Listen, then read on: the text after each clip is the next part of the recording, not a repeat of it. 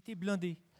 Votre expérience en corps de troupe est partagée entre le régiment d'infanterie chars de marine de Poitiers, que vous commandez actuellement, le régiment d'infanterie de marine du Pacifique en Nouvelle-Calédonie et le 5e régiment interarmes d'outre-mer à Djibouti.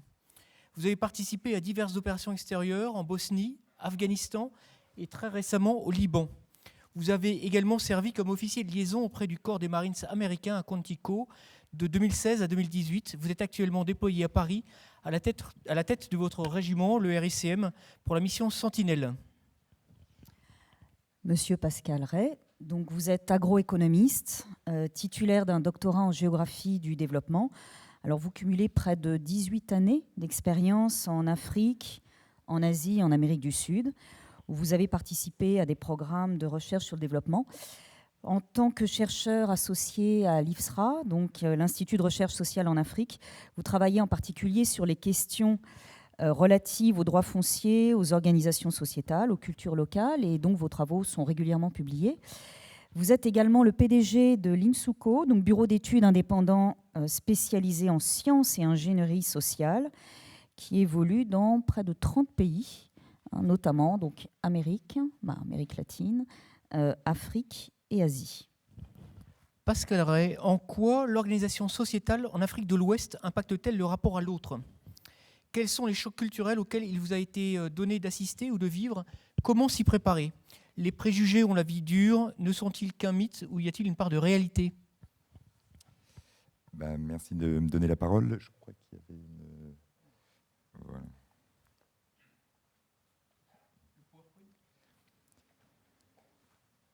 Voilà, je vais me servir d'un support.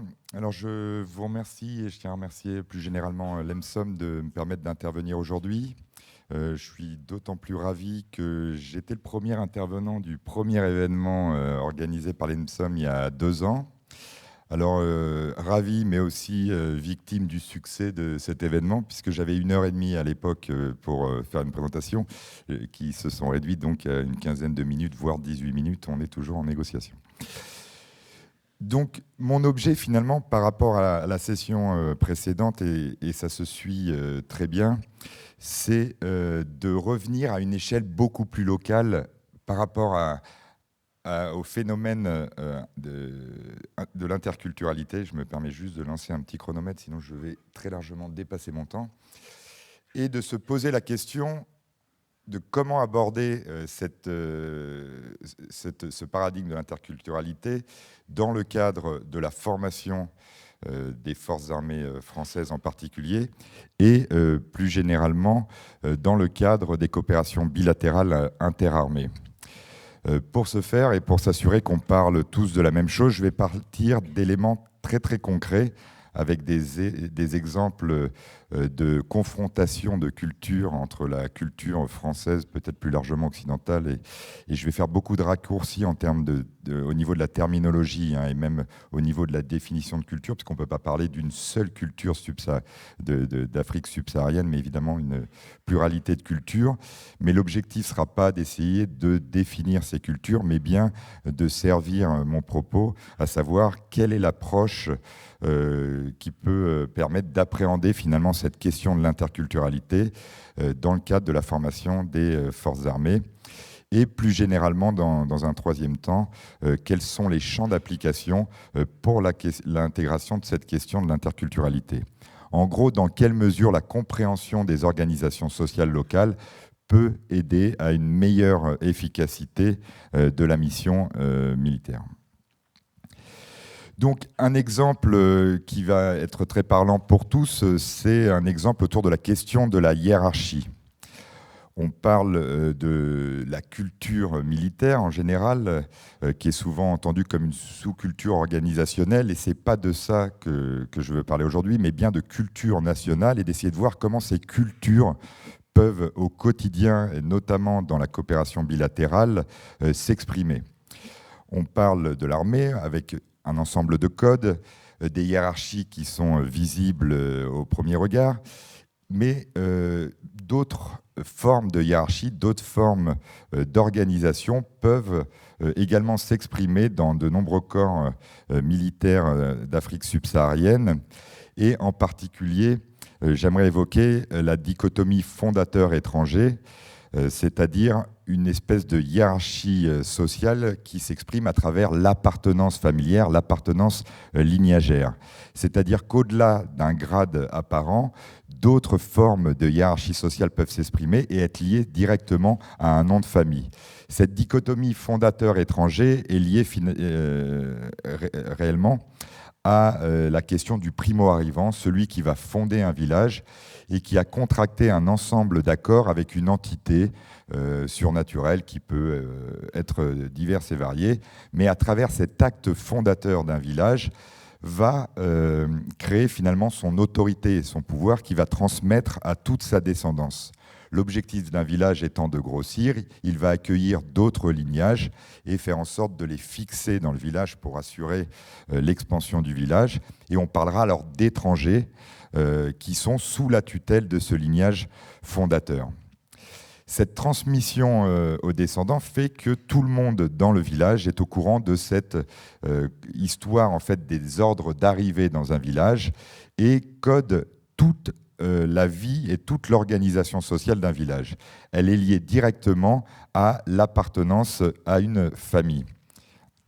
On voit ainsi une espèce de hiérarchie avec un lignage fondateur, ces lignages qui sont directement sous sa tutelle, voire des lignages qui sont sous la tutelle de ses propres étrangers, et donc des couches successives hiérarchiques qui s'expriment au quotidien et peuvent se retrouver également au sein de l'armée.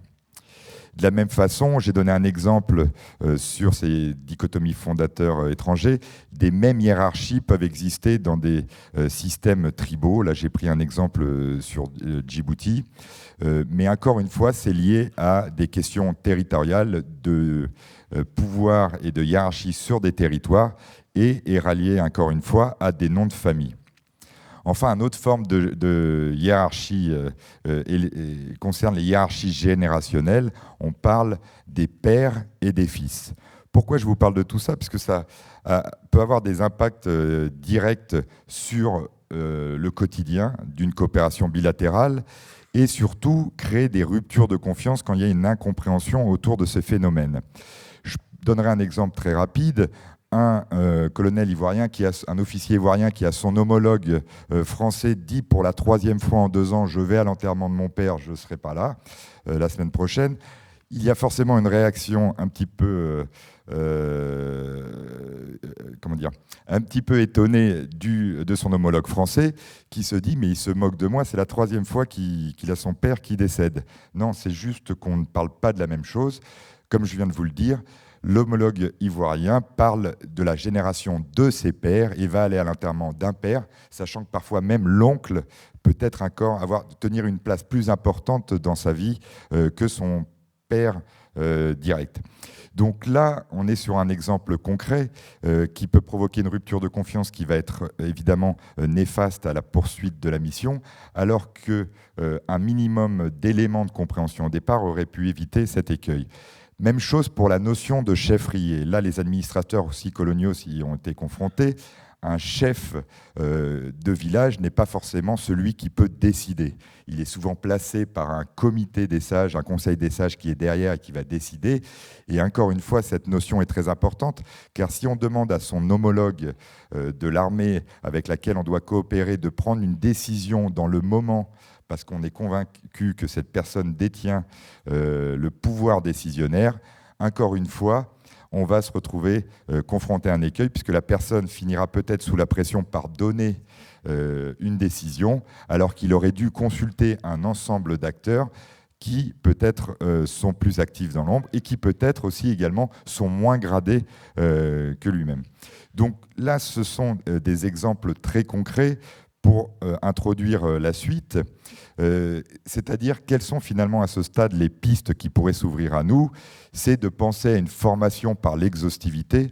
On édicte une liste d'un nombre de traits culturels d'un pays, et encore ce serait très difficile parce qu'au sein d'un même pays d'Afrique subsaharienne, on peut avoir un ensemble et une diversité de cultures, et je pense que cette voie-là, pour moi, est trop ambitieuse et a peu de chances d'aboutir.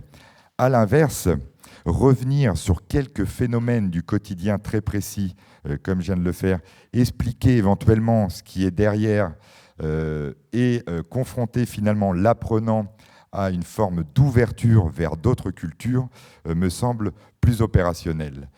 Pour cela, il faut déjà être en mesure de remettre en question le fait que sa culture et certains des piliers de sa propre culture ne sont pas universels. On a trop tendance à penser aujourd'hui, à une époque de diffusion très large et de promotion des droits de l'homme, que même cette conception rawlsienne de la justice est universelle. Même chose pour les phénomènes de détention. Je vais vous donner donc 2 exemples assez concrets ici. La notion de détention, qui nous semble quelque chose propre à l'être humain quand on est en France ou dans un autre pays occidental, n'est pas si évidente. Je vous donnais l'exemple du primo-arrivant qui va contracter un accord avec un génie. Là, ici, j'ai pu l'illustrer en bas dans la zone villageoise bâtie, avec un génie qui vivait dans un arbre, va autoriser le lignage fondateur et tous ses descendants à avoir accès à un espace de production ici à Churé. Il va accueillir d'autres lignages, comme je le disais, qui seront toujours sous la tutelle du lignage fondateur, mais vont pouvoir occuper des espaces et se distribuer les terres annuellement à travers l'aîné de lignage. Ensuite, avec les évolutions d'opportunités de marché, etc., ces systèmes coutumiers fonciers ont évolué au cours du XXe siècle pour offrir aussi à des individus la possibilité d'occuper des espaces et d'en faire hériter les enfants vers un droit finalement individuel très proche de notre conception de la détention. Même chose pour des espaces qui étaient au sein de ces domaines collectifs, et on comprend ainsi petit à petit que ce foncier a évolué, mais que se superposent différentes strates de détention, collectives et individuelles, qui font que si on prend l'exemple d'un casier risicole, c'est les zones en bas en vert, a été aménagé par un individu qui le prête au moment où un membre des forces armées françaises arrive pour savoir à qui il doit s'adresser pour dresser peut-être un camp, chez qui il est. Et s'il pose une question relativement réductrice pour un anthropologue de « est-ce que la terre est à vous ?» à cet individu qui s'est vu prêter cette terre au moment où on arrive, cette personne pourra dire oui. La personne qui lui a prêté, si on lui pose la même question, pourra aussi dire oui, elle est à moi. Si on s'adresse à l'aîné du lignage, c'est lui qui les a distribués et a autorisé ces installations pérennes, il pourra aussi dire oui. Enfin, le lignage fondateur, à travers son aîné, pourra aussi dire que la terre est à lui, puisque c'est lui qui administre tout le village. On comprend bien ici qu'avec une vision ethnocentrée de la détention, on aura l'impression en face, après que 5 personnes nous aient dit oui, oui, elle est bien à moi la terre, que ces 5 personnes se sont moquées de leur interlocuteur. On voit bien qu'un pilier, c'est-à-dire le principe de détention qui est dans la Constitution française, qui est dans énormément de législation occidentale, comme un individu, une terre, peut être remis en question et être perçu de façon totalement différente par d'autres cultures. Mais on peut aller encore plus loin sur le référentiel de justice. Je vous décris depuis tout à l'heure des hiérarchies qui sont basées sur l'hérédité, sur l'appartenance lignagère, familiale. On est très très loin de notre notion d'équité, d'égalité des chances, cette conception rawlsienne de la justice. On est dans ce que j'appelle une iniquité consensuelle. Oui, il y a des inégalités criantes dans l'accès aux espaces d'exploitation. On l'a vu, tout converge vers le lignage fondateur qui s'octroie évidemment un certain nombre d'avantages dans le choix des terres, dans leur distribution. Mais ils ont également des devoirs qu'il ne faut pas oublier, puisque chaque individu de la communauté a un droit d'usage imprescriptible qui fait que tout le monde doit avoir accès à la terre chaque année. Il y a donc un accès pour tous qui fait qu'au niveau local, dans beaucoup de systèmes ruraux d'Afrique subsaharienne, il n'y a pas de paysans sans terre. Cette partialité se retrouve évidemment également dans la gestion des conflits, qui est un élément, je pense, important dans les coopérations aussi bilatérales interarmées. Cette gestion des conflits est aussi basée sur les hiérarchies sociales. Un étranger perdra systématiquement par rapport à un fondateur, une génération jeune perdra forcément vers les plus anciens, et et donc on est toujours sur une hiérarchie qui est basée sur l'hérédité et sans égalité des chances. Donc oui, il y a une partialité, mais des jugements qui restent dans ce que j'appelle les bornes de l'acceptable, c'est-à-dire qu'on prend en compte la multiplicité des intérêts, on prend en compte les individus, et un jeune vis-à-vis d'un ancien ne perdra pas tout. Un étranger face à un fondateur ne perdra pas tout. L'objectif de celui qui rend la justice, entre guillemets, est de s'assurer de la satisfaction des deux parties pour maintenir la paix sociale de la communauté. On comprend bien le fossé culturel avec un officier français qui peut se retrouver confronté à ce mode de résolution des conflits, puisque un juge chez nous qui se lèverait à la fin, après avoir donné son verdict, et s'adresserait aux deux parties confrontées pour demander si ça va à tout le monde, nous surprendrait plutôt. Et là, on est vraiment dans ce genre de situation avec des objectifs qui vont au-delà de la recherche de la vérité, mais bien le maintien d'une certaine paix sociale. On comprend ainsi qu'on ne va pas faire de toutes les forces qui partent à l'étranger et en Outre-mer des anthropologues aguerris et au fait de tous les traits culturels présentés par la culture dans laquelle il va évoluer, mais plutôt de partir de phénomènes concrets. On l'a dit tout à l'heure, hein, la culture, c'est un système de signification, mais c'est aussi lié à une adaptation à un environnement, une interprétation de son environnement, et surtout une adaptation à un contexte.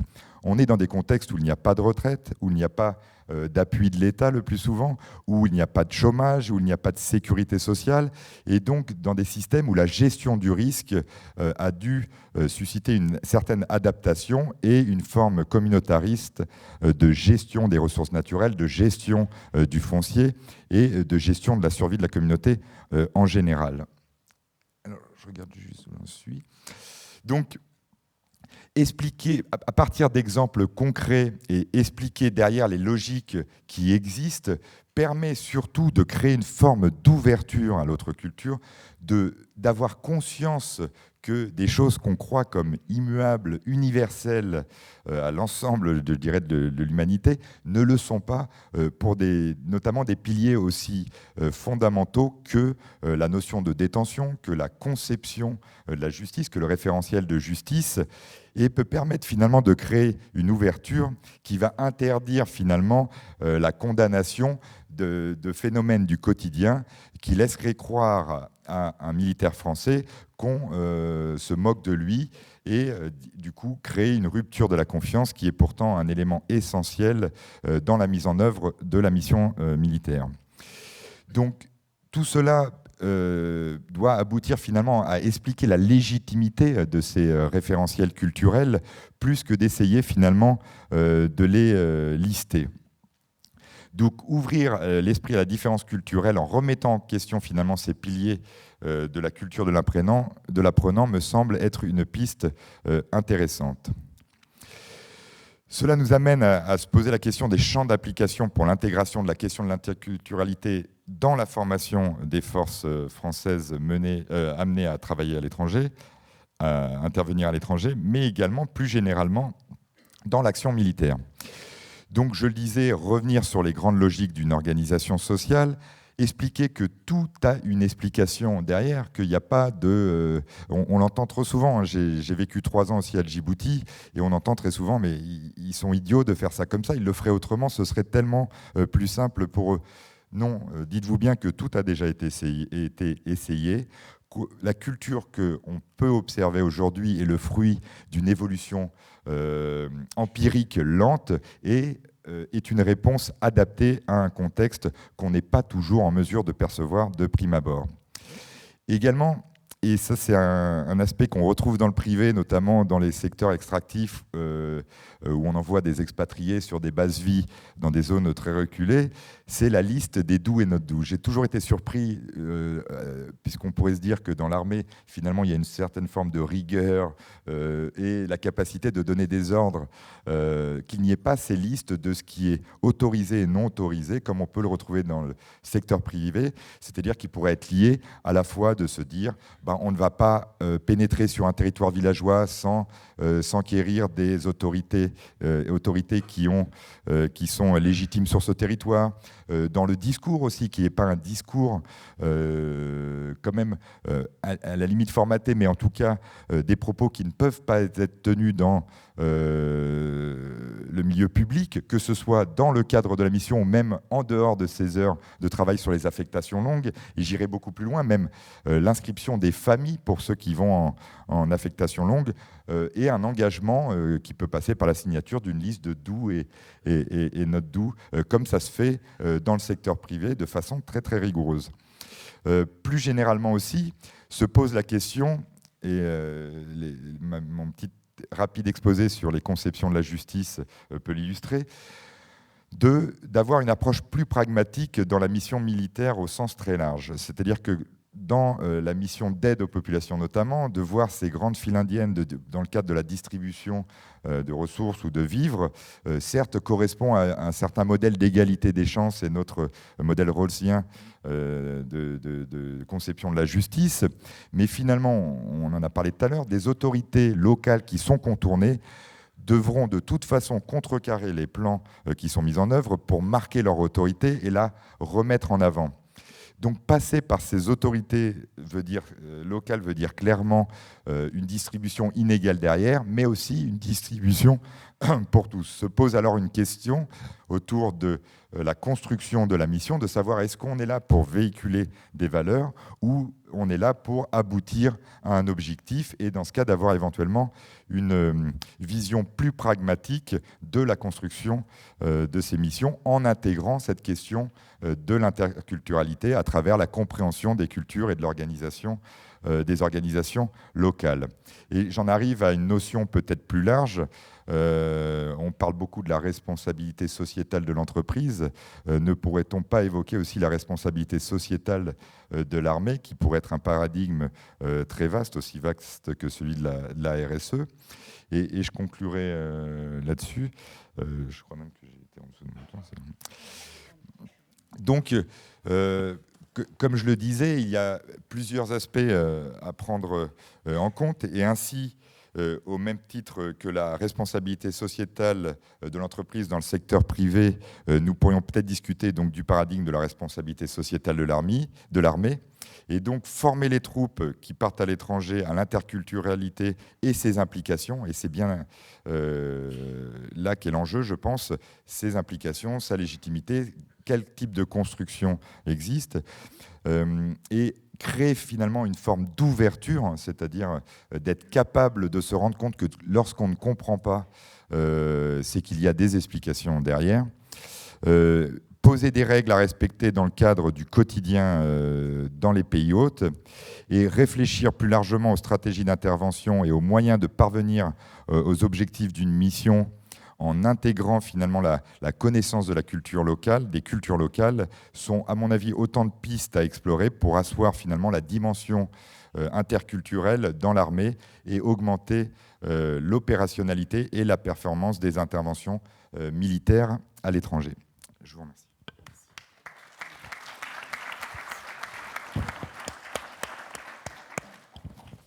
Merci d'avoir tenu les 20 minutes.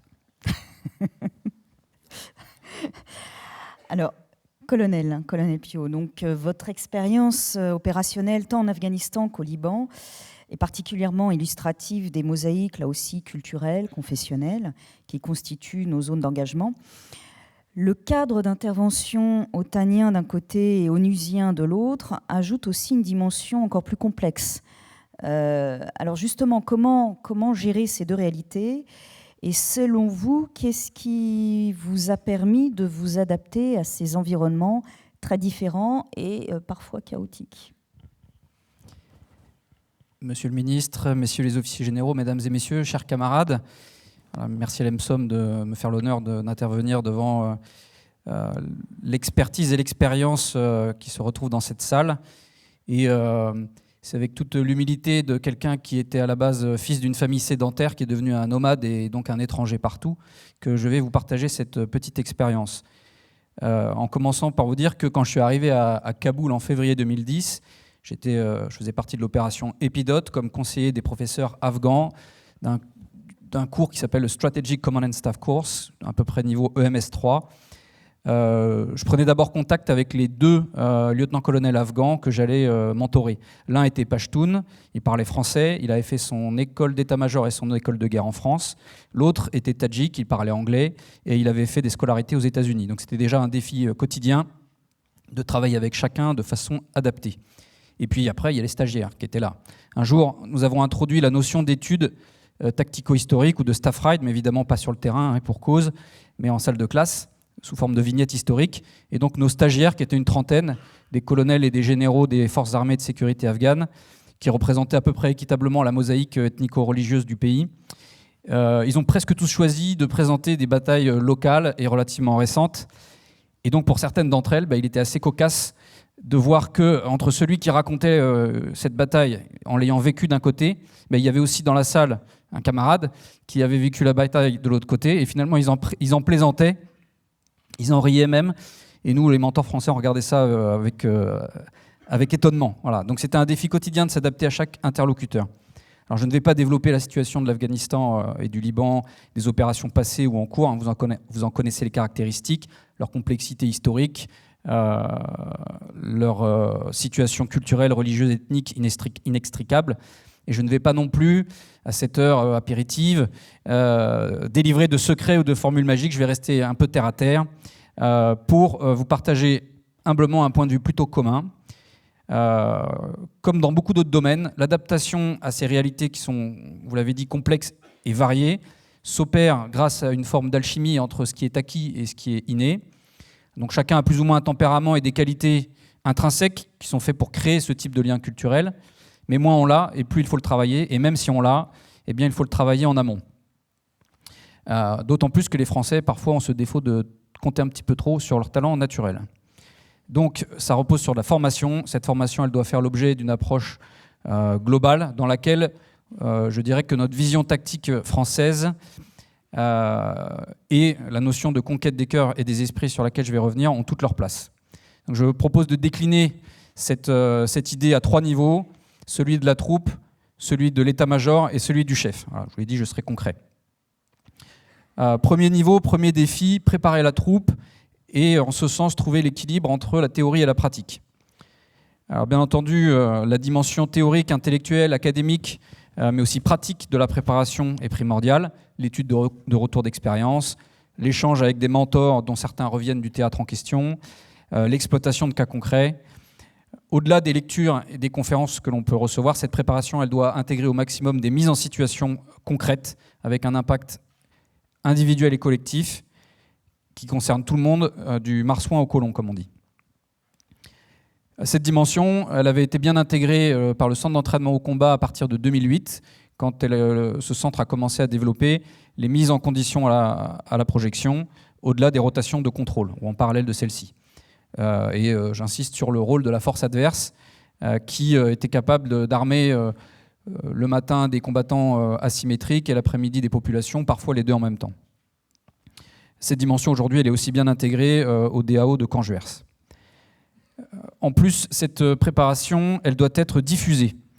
Donc, au-delà du socle commun qui est défini par les normes de mise en condition, il revient à chacun, à la place qui est la sienne dans la chaîne de commandement, de l'adapter, de l'approfondir, de se l'approprier en fonction du besoin, en fonction de sa situation sur le terrain, de son rôle. Et j'insiste, pour moi ça doit diffuser jusqu'aux plus petits échelons. Par exemple, il ne faut pas croire qu'un sergent qui va être chef d'une patrouille au Liban, donc 2-3 véhicules, eh bien, ne peut pas se contenter d'avoir une compréhension moindre de son environnement sous prétexte que son lieutenant, lui, se serait mieux préparé, aurait davantage lu et appris. Cette préparation jusqu'aux petits échelons, avec peut-être, malgré ce que vous dites, monsieur Ray, des listes de do et de not do, elle permet au moins d'éviter les maladresses, notamment de gestes ou de comportements, et au mieux de participer à la création des conditions de la réussite. Et ça commence parfois par prononcer quelques mots dans la langue locale. J'ouvre une parenthèse pour terminer sur cette partie de préparation de la troupe, parce que j'ai vu aux États-Unis avec les Marines qui ont une approche très professionnelle, très sérieuse de ce qu'eux appellent la cultural awareness, donc avec leurs moyens conséquents. Donc, elle est pilotée par un centre qui s'appelle le Center for Advanced Operational Culture Learning, donc le centre d'apprentissage de la culture opérationnelle. Je trouve ça intéressant d'ailleurs qu'ils aient choisi le mot learning plus que apprentissage plutôt qu'enseignement. Ça peut-être quelque chose qui s'apprend plus qu'il ne s'enseigne, je ne sais pas. Avec notamment dans les unités opérationnelles et dans les états-majors, des officiers, voire des sous-officiers qui sont désignés comme des spécialistes d'une région donnée. C'est les Foreign Area Officers et les Regional Area Officers. Et ils ont une approche qui se décline sur les 3 axes culturel, régional et linguistique. D'ailleurs, il existe même chez eux un système de primes aux qualifications de langue, voilà, pour encourager les gens à progresser dans ce domaine-là et à passer des tests, à passer des niveaux de langue. Eh bien, ils ont un système de primes. Le centre dont je parle est bien sûr fonctionne en boucle courte avec le centre du retour d'expérience et les organismes de formation qui sont aussi un petit peu en avance sur tout l'aspect formation en ligne. Il y a même des applis de smartphone qui permettent aux Marines de base de faire des quiz ou de se préparer sur la dimension culturelle de la mission. Ensuite, concrètement sur le terrain, en complément de cet aspect un peu intellectuel ou académique, ils ont aussi construit des infrastructures de la taille d'un supermarché, donc une zone couverte assez grande. Ce sont des villages d'entraînement qui s'appellent les Infantry Immersion Training. Il y en a un à l'est à Caen-le-Jeune et un à l'ouest à Camp Pendleton. Et ça permet de préparer le niveau jusqu'au niveau section. Dans ces centres d'entraînement, ces petits villages d'entraînement, ils font travailler des acteurs, des intermittents du spectacle, si on veut, qui, pendant l'exercice, vont jouer un rôle, vont parler la langue du pays. Il va y avoir la diffusion d'odeurs, de bruits, des objets, des panneaux indicateurs, voilà. Bref, tout ce qui peut permettre de mettre dans l'ambiance locale. Les exercices sont filmés, mentorés, observés, débriefés, donc c'est très très complet. Et par exemple à Caen-le-Jeune, où il y a un officier d'échange français, ils n'hésitent pas dans leurs exercices de préparation à la mission, qui s'appellent les Induction Training, ils n'hésitent pas à demander à l'officier d'échange d'intervenir comme conseiller ou contrôleur sur des ateliers. Voilà, bon, je ferme la parenthèse, ça ne veut pas dire que tout est toujours bien fait sur le terrain, mais ils ont appris de leurs erreurs comportementales dans certaines opérations, ils ont su en tirer les enseignements et ils ont mis les moyens. Voilà, je passe au deuxième défi, au deuxième niveau, donc celui de l'état-major. Ce défi pour l'état-major, c'est de garder une approche tactique tout en cherchant à être capable d'influencer. Je commence par une remarque générique. Pour les officiers qui sont engagés avec leur état-major ou au sein d'un état-major multinational, je sais que par exemple chez les stagiaires de l'école de guerre terre, il y en a beaucoup qui reviennent de mission. En tant que Français, on est généralement attendu, notamment sur 2 points. Collectivement, en tant que puissance militaire de haut rang, on est perçu comme un pays riche et on attend de nous qu'on apporte des solutions et des moyens. Et individuellement, malheureusement, fidèle à une forme de caricature, on est parfois perçu, souvent peut-être, comme arrogant. Donc le défi, c'est d'une part de ne pas trop décevoir les premières attentes en termes de résultats et bien sûr de faire mentir les secondes en termes d'attitude. Autre élément de contexte, à la lumière des 2 expériences sur lesquelles on m'a demandé de m'appuyer aujourd'hui, non seulement la mission est complexe, mais évidemment c'est normal puisque sinon il n'y aurait pas d'opération dans ces pays si c'était simple. Mais l'organisation internationale à qui on la confie, elle aussi, est complexe. L'engagement français à l'OTAN, c'est un peu l'art de tenter d'avoir une influence en ne représentant qu'une partie infime en effectif de la force, si je prends l'exemple de l'Afghanistan, mais quand même dans une organisation très militaire, donc dans laquelle on se reconnaît, qui est un petit peu dépaysante bien sûr, mais qui fonctionne selon des normes que l'on connaît, pour lesquelles on est formé. À la FINUL, mission onusienne, très marquée par la présence de civils à la tête d'un certain nombre de directions, avec des nations pour lesquelles c'est parfois un défi aussi d'être unis au sein même de l'organisation. Comme vous l'avez dit, mon général, il ne faut pas se battre contre l'organisation, mais se battre pour la faire fonctionner, et surtout pas contre les civils d'ailleurs. Donc les règles du jeu pour évoluer au sein de ces 2 types d'organisations, elles sont forcément différentes, il faut s'y adapter. Mais si on redescend au niveau d'un état-major français, dans ce contexte, au-delà des points relatifs à la préparation que j'ai cités en première partie, qui sont valables pour la troupe et pour les états-majors, il me semble important de garder une approche tactique que je qualifie de à la française, puisque sans éluder le cadre multinational de ces opérations, elle nous impose par exemple les règles de planification, les méthodes, le formatage des ordres, etc. Néanmoins, la notion d'effet majeur, avec tout le travail qui concourt à sa conception, me semble quand même de nature à pouvoir répondre aux défis dont on parle aujourd'hui. Ça permet d'avoir une approche globale des questions qui se posent au chef tactique, et ensuite, les comportements doivent s'inscrire dans cet effet majeur. Concourir à cet effet majeur défini et validé par le chef. La culture ou l'interculturalité rentrant dans cette approche. Troisième défi, enfin, pour le chef, c'est de se former, s'informer, se faire conseiller pour participer à la conquête des cœurs et des esprits. Donc si je reviens sur mon expérience libanaise de cette année, de mars à juillet, commandant de la réserve de la FINUL, la FCR, qui est une force binationale avec des Finlandais en son sein, auxquels il faut aussi s'adapter, et tout ça dans le cadre particulier des résolutions onusiennes. Le climat, il est partagé entre l'importance de l'intériorité de la relation franco-libanaise, une forme de chaleur, de cordialité méditerranéenne, mais aussi d'un autre côté, un climat parfois suspicieux, compréhensible dans cette partie du Proche-Orient, qui est peut-être la plus stable et la plus sécurisée quand on regarde le voisinage, mais qui est quand même fragile. Il suffit de suivre l'actualité du Liban pour s'en convaincre. Dans ce cadre-là, rapidement brossé, c'est le décor, la pièce de théâtre du chef de corps, c'est souvent le KLE, le Key Leader Engagement, rencontrer les autorités militaires, politiques et religieuses. Et ça, c'est le jeu de l'interculturalité opérationnelle pour un chef de corps en opération passe souvent par cet exercice. Les premières semaines au Liban, c'était parfois 2-3 par jour, une dizaine par semaine, donc c'est quand même une partie importante de l'emploi du temps avec la préparation et l'exploitation. Conduire ces KLE, voire éventuellement des négociations, c'est un domaine dans l'enseignement duquel on peut, à mon sens, progresser. Parce que pour se positionner en tête-à-tête avec chacun des interlocuteurs, bon oui, ça nécessite un peu de méthode, de psychologie, de sens de l'observation, de faculté d'adaptation. Mais il faut aussi parfois se positionner avec plusieurs interlocuteurs à la fois, pas toujours d'accord entre eux, et c'est souvent bien plus compliqué.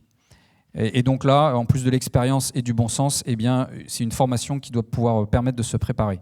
2 exemples, on avait pas mal de réunions de préparation des entraînements communs que l'on conduisait avec l'armée libanaise. Donc c'est une première situation dans laquelle il faut pouvoir avoir cette approche. Ou encore les rencontres avec des maires, où si je rencontrais un maire plutôt maronite, il avait forcément dans son entourage, dans la pièce, quelqu'un qui représentait d'autres bords. Enfin, je pense que disposer d'un observateur décalé, un conseiller, me semble utile, voire indispensable, pour bénéficier d'une forme d'analyse après action. Au niveau du groupement tactique, interarmes, le niveau régimentaire, bataillon, on n'a pas de conseiller culturel généralement, et on ne peut pas toujours être accompagné d'un officier du S2 ou du S9, donc renseignement ou affaires civilo-militaires. Mais il m'est arrivé de poser des questions à mon interprète, moi évidemment avec toutes les précautions d'usage, il faut le prendre pour ce que c'est, mais ça peut aider, ou encore aux sous-officiers qui m'accompagnent en protection. Tout ça pour avoir un regard extérieur et contribuer à développer une analyse de la qualité de ces KLE. Voilà, pour conclure, je dirais que le défi de l'interculturalité opérationnelle, une fois qu'on s'est formé et qu'on s'est entraîné, ça reste de conquérir les cœurs et les esprits, un par un, sans naïveté, sans perdre de vue que c'est de l'influence, et surtout sans perdre de vue qu'on le fait aussi soi-même avec son cœur et avec son esprit. C'est la mise en œuvre d'une déclinaison tactique d'une doctrine plus globale, et il faut le faire chacun à son niveau. C'est l'addition de petites victoires, de progrès souvent peu visibles, qui va produire des effets plus larges, plus profonds. J'emploierai la métaphore de l'éducation des enfants. Finalement, quand on éduque ses enfants, il y a des petits résultats qui se voient immédiatement, mais pour les résultats les plus importants, il faut souvent accepter de semer sans être forcément celui qui récolte, et que ce soit le cas seulement à long terme et de façon pas forcément visible pour soi. Donc s'abandonner un petit peu à ces effets que l'on a essayé de produire.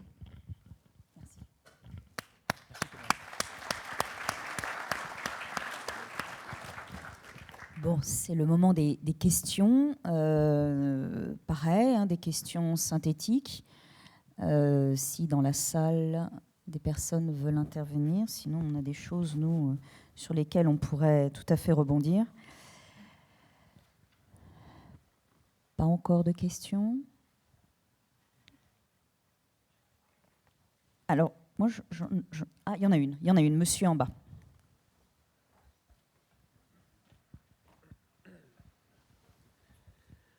Bonjour. J'ai une question pour David Cohen, analyste indépendant. J'ai une question pour Pascal Ray et puis une autre courte pour Thomas Piot. Monsieur Ray, d'abord, bravo pour votre démonstration sur la connaissance du système. Je ne sais pas de quel pays d'ailleurs, si c'est général ce que vous avez présenté, mais je n'ai pas entendu au début. Oui, mais ma question était, est-ce que les Africains collaborent avec votre institution pour justement mieux la cerner, ou c'est une vision européenne ou une analyse européenne? Et qu'est-ce que font les autres présences chinoises, russes ou américaines dans le même sens, c'est-à-dire d'appréhender la vie sociale africaine pour pouvoir avoir une collaboration plus efficace? Et si je peux enchaîner avec la question pour le colonel Piot, qui touche à peu près la même donne, est-ce que vos interlocuteurs afghans, pour ce qui est de l'Afghanistan, avaient bien perçu justement cet effort pour avoir une relation et une compréhension, une confiance avec ce système que vous avez décrit? Et malheureusement, au moment où je vous parle, l'Afghanistan va très mal. Et est-ce que justement, il y a là eu peut-être un échec aussi dans la transmission du projet occidental en Afghanistan? Merci. Alors, comme je l'ai dit très rapidement, au début, j'étais dans les raccourcis. Le but était surtout d'illustrer mon propos, et je l'ai précisé, au sein même d'un même pays africain subsaharien, on va avoir une variabilité de culture, de modèles de croyance, etc. J'ai pris en fait des notions qui sont extrapolables à pas mal de cultures ouest-africaines, je dirais, mais qui vont aussi se retrouver à Madagascar éventuellement. Donc, je pense à ces hiérarchies générationnelles, ces questions de hiérarchie liées aux primo-arrivants en général. Donc voilà, moi personnellement, j'ai énormément travaillé sur le territoire de la République de Guinée, où j'ai vécu une douzaine d'années. Donc je suis spécialiste en fait de ce pays et de ces questions sur les organisations sociales locales. Mais pour répondre à votre deuxième question, on travaille effectivement à l'IFSRA, qui est une institution du Sud, un institut de recherche du Sud, avec tout un ensemble de chercheurs essentiellement ouest-africains, sur la compréhension des organisations sociales au sens très large. Et en parallèle, j'ai cette double casquette puisque je dirige un bureau d'études en ingénierie sociale, où là, on est confronté à l'interculturalité en permanence, puisque c'est 300, entre 200 et 300 collaborateurs dans ce groupe qui sont sur une vingtaine de nationalités différentes. Et là encore, tous participent à la compréhension effectivement des organisations sociales locales que nous étudions. Voilà. Et ah oui, juste pour la question aussi plus largement, effectivement, de l'arrivée de nouveaux acteurs, ce sont évidemment des sujets d'études également sur lesquels on se penche, puisque ça crée plutôt de nouveaux interlocuteurs qui, eux, n'ont pas forcément en plus une histoire en termes de connaissance de ces zones-là. Je pense aux Chinois en particulier, qui construisent aussi leur paradigme, je dirais, de l'interculturalité. Alors oui, je pense que les Afghans au contact desquels j'ai été à ce moment-là étaient conscients des efforts que l'on faisait. D'abord parce que eux avaient vécu dans un pays en guerre ou avaient connu la guerre pendant assez longtemps, et ils étaient conscients que pour nous, venir de notre pays en paix, dans ce pays dangereux, où j'ai passé 6 mois et où il y a eu 6 morts français pendant cette mission, voilà, ils étaient conscients de l'effort que ça représentait. Ensuite, ils étaient conscients de l'effort de préparation, de l'effort d'appropriation de la mission que cela constituait. C'était facilité, il faut le dire, s'agissant des 2 professeurs que je conseillais plus particulièrement, par le fait qu'ils avaient suivi effectivement des scolarités.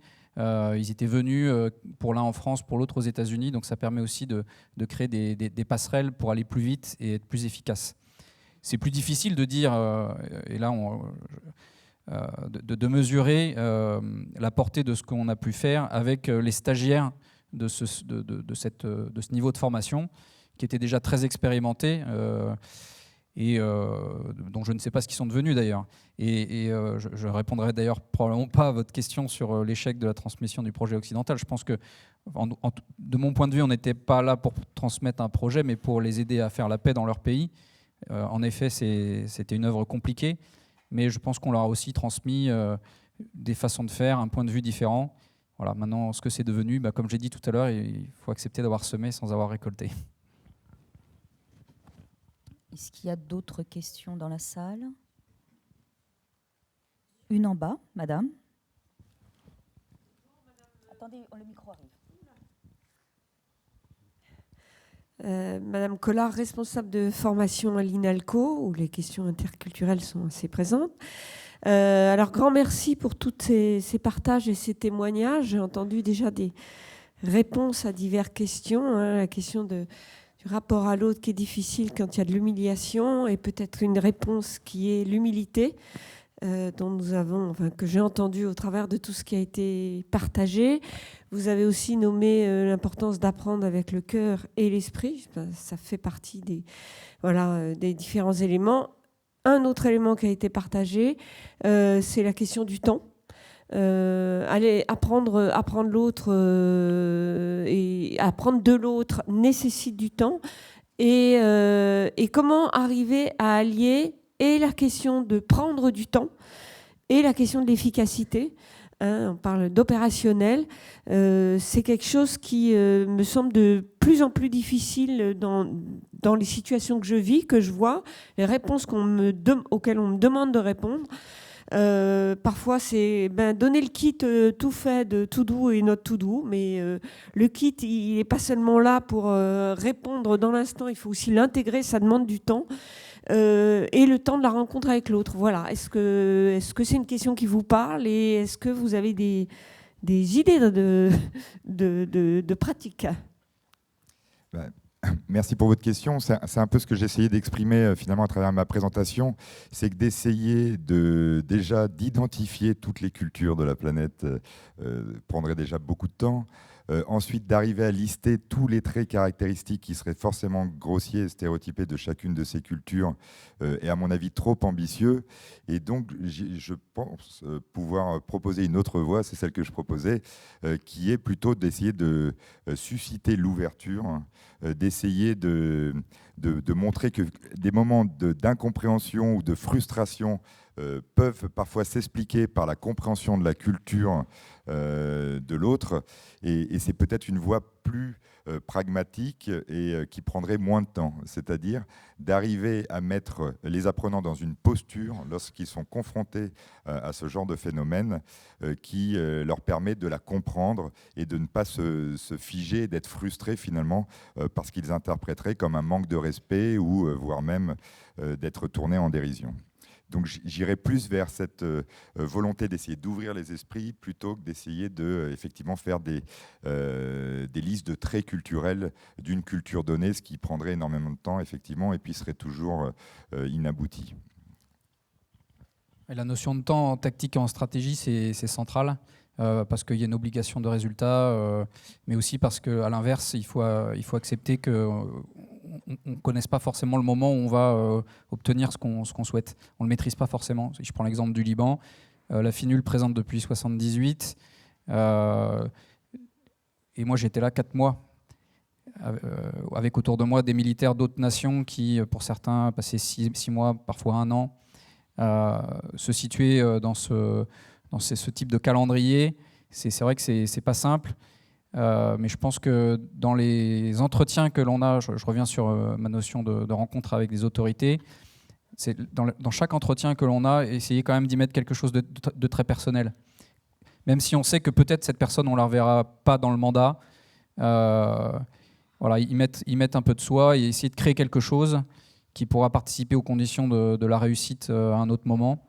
Mais c'est vrai que c'est un vrai défi. Oui. Une dernière question dans la salle? Oui, monsieur. En bas, s'il vous plaît. La 3e rang, 4e rang, 4e rang.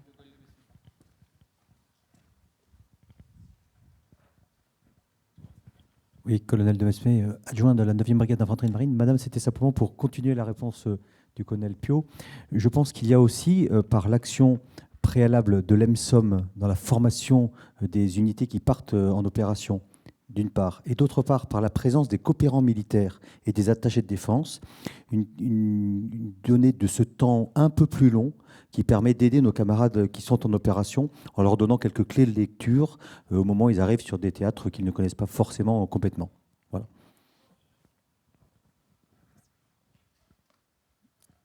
Une dernière pour la route. C'est bon? Bah, écoute.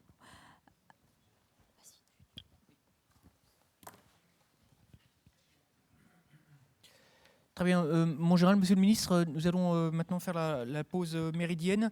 Le général Garnier va accueillir un certain nombre d'autorités et les intervenants du colloque de ce matin et ceux de cet après-midi pour le déjeuner qui aura lieu au MES de l'autre côté de la cour centrale.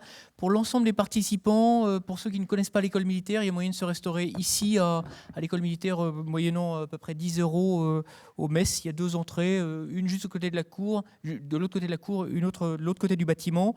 Pour ceux qui souhaiteraient déjeuner à l'extérieur de l'école militaire, j'appelle votre attention sur le fait qu'il ne faudra pas rentrer par la même porte que ce matin. C'est des détails très concrets, mais qui vous permettront de poursuivre la participation au colloque. Donc il faudra passer par la porte principale, l'entrée numéro 1, place Joffre, en échange et échanger votre pièce d'identité contre un badge d'accès personnel. Prévoyez quelques délais pour le retour, puisque autant on a pu vous faire passer presque à la chaîne par la porte 5, autant par la porte 1, c'est un petit peu plus long. Je vous demande à tous d'être impérativement là à 13h50, pouvoir continuer à tenir les délais. Bravo aux intervenants pour avoir tenu le chrono jusqu'ici. On verra ce que ça continue pour que notre journée se passe dans les meilleures conditions. Bonne pause à tous, à tout à l'heure.